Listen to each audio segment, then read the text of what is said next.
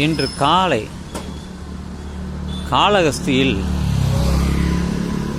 அப்படியே நடைபயிற்சி சென்று திரும்பி வரும்பொழுது ஒருவரை சந்தித்தேன். அவர் ஒரு இஸ்லாமியர். அவருடன் பேசிக்கொண்டிருக்கும் பொழுது அந்த காளஹஸ்தீஸ்வரர் கோயிலை பற்றி சொல்லிக் கொண்டிருந்தேன். அந்த சிற்ப வேலைப்பாடுகள் ரொம்ப அருமையாக இருக்கிறது என்று சொல்லிக் கொண்டு வந்தேன். அப்பொழுது எங்களுக்குள்ளே அந்த உரையாடல் தொடங்கியது. அந்த உரையாடலில்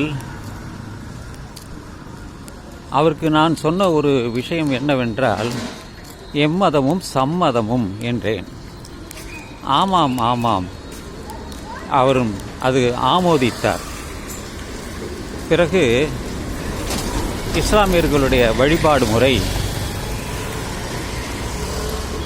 அது உருவம் இல்லாத ஒரு இடத்தில் இருந்து அவர்கள் வழிபடுகின்றனர் என்பதையும் என் கருத்தை அவரிடம் சொன்னேன். ஆனால் அதை பற்றி அவர் அதிகமாக விளக்கமாக எதுவும் சொல்லவில்லை.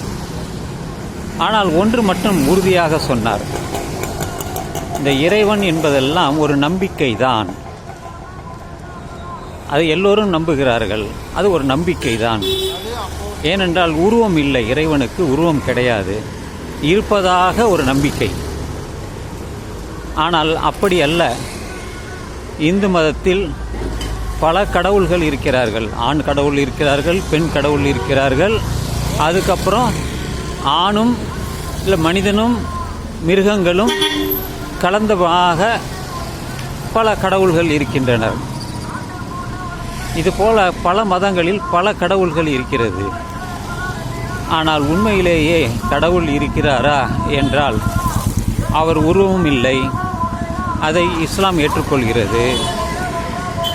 நாத்திகர்கள், அதாவது கௌதம புத்தர், மகாவீரர் போன்றவர்கள் கடவுள் இல்லை என்று சொன்னவர்கள்.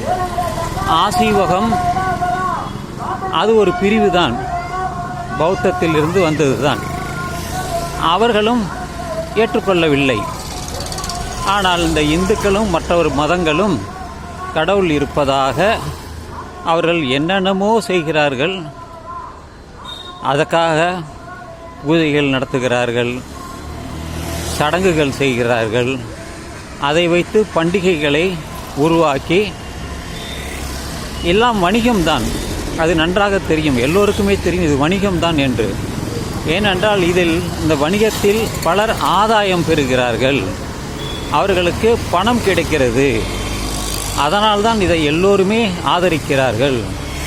உதாரணமாக ஒரு கோயில் விழா என்றால் வசூல் பண்ணுவது, பணத்தை வசூல் பண்ணுவது, பிறகு அதை விமரிசையாக கொண்டாடுவது.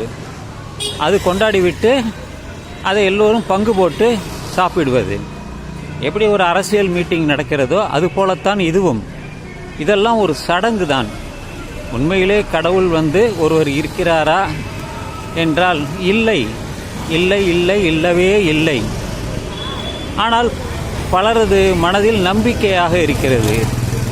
ஏனென்றால் அவரிடம் கேட்டால் நாம் பார்க்கவில்லை, அவர் பேச மாட்டார், எந்த உதவியும் செய்ய மாட்டார், ஆனால் செய்ததாக இவர்கள் நினைத்து கொள்வார்கள். அதுபோல தான் காளஹஸ்தியில் இன்னொருவரிடம் பேசும்பொழுது இந்த தோஷத்தை பற்றி பேசினேன். அவருக்கு அந்த தோஷத்தில் நம்பிக்கை இருக்கிறது. ராகு கேது அதற்காக பணத்தை செலவு பண்ணுகிறார்கள். பலர் அப்படி வந்து செய்கிறார்கள். இதெல்லாம் ஒரு வணிகம்தான், வியாபாரம்தான். உண்மையிலேயே இதனால் யார் பலனடைகிறார்கள் என்றால் அந்த பூசாரிகள் தான், வேறு யாரும் கிடையாது. ஒருவர் பணத்தை செலவு செய்கிறார், இன்னொருத்தர் பணத்தை பெறுகிறார். அதற்கான பூஜை சாமான்கள் கடையிலிருந்து வாங்கி அவர்கள் பயன்படுத்துகின்றனர். இது ஒரு வணிகம் தானே, வியாபாரம் தானே. ஸோ இந்த பக்தி, இந்த தோஷம், இதெல்லாம் வியாபாரம்தான். இதை நான் பலமுறை சொல்லியுள்ளேன். இவர்கள் எல்லாம் என்னுடன் பேசி அவர்கள் அதை உறுதிப்படுத்துகிறார்கள். அவ்வளவுதான், வேறு எதுவுமே இல்லை. நான் நாத்திகன் தான், கடவுள் இல்லை மறுப்பவன் தான், மறுப்பாளர் தான். இருந்தாலும் என்னால் நன்றாக வாழ முடிகிறது, என்னை போன்றவர்கள் வாழ முடிகிறது. வாழ்க்கை சிறப்பாகத்தான் இருக்கிறது, எந்த விதமான வாழ்க்கையில் பிரச்சனை இல்லை. ஆனால் பலருக்கு பிரச்சனை வந்தால் கோயிலுக்குத்தான் போகிறார்கள், பூசாரியிடம் குறி கேட்கிறார்கள், ஜாதகம் பார்க்கிறார்கள். ஆனால் உடல் நோய் என்று வந்துவிட்டால் நேராக மருத்துவமனைக்கு தான் செல்கிறார்கள். என்ன ஒரு வித்தியாசம் பாருங்கள் அவர்கள் மனதிலே, அவர்கள் செயல்பாட்டிலே. அவதான் போலியான விஷயம்தான் அவர்கள் மனதிலே இருக்கிறது, போலித்தனம்தான். உண்மையாக அங்கே எதுவுமே கிடையாது. அதனால்தான் நான் அடிக்கடி கடவுளை பற்றி விமர்சித்து சொல்லுவதுண்டு. கடவுள் யாரை தண்டித்தார்? யாரையுமே தண்டிக்கவில்லை. தண்டிப்பது ஒரு மனிதன் இன்னொரு மனிதனைத்தான். கடவுள் தண்டிப்பதில்லை. இருந்தால்தானே. இதற்காக பல குழுமம் இருக்கிறது, அதிலெல்லாம் நான் பேசுவேன், என்னுடைய கருத்துக்களை ஆணித்தரமாக சொல்லுவேன்.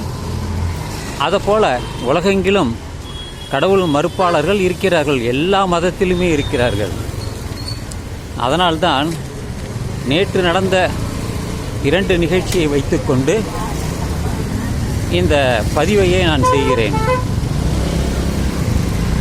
கடவுள் இருக்கிறாரா இல்லையா என்றால் இல்லை, இல்லை என்றால் இல்லவே இல்லை, இருக்கு என்றால் ஆதாரம் கிடையாது.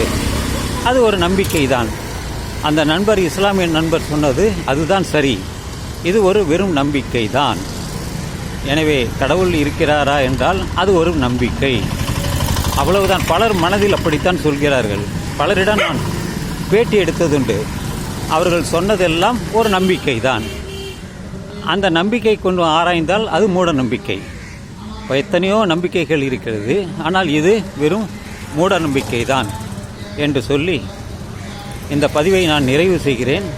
நான் கொளத்தூரில் இருந்து நான் பேசுகிறேன்.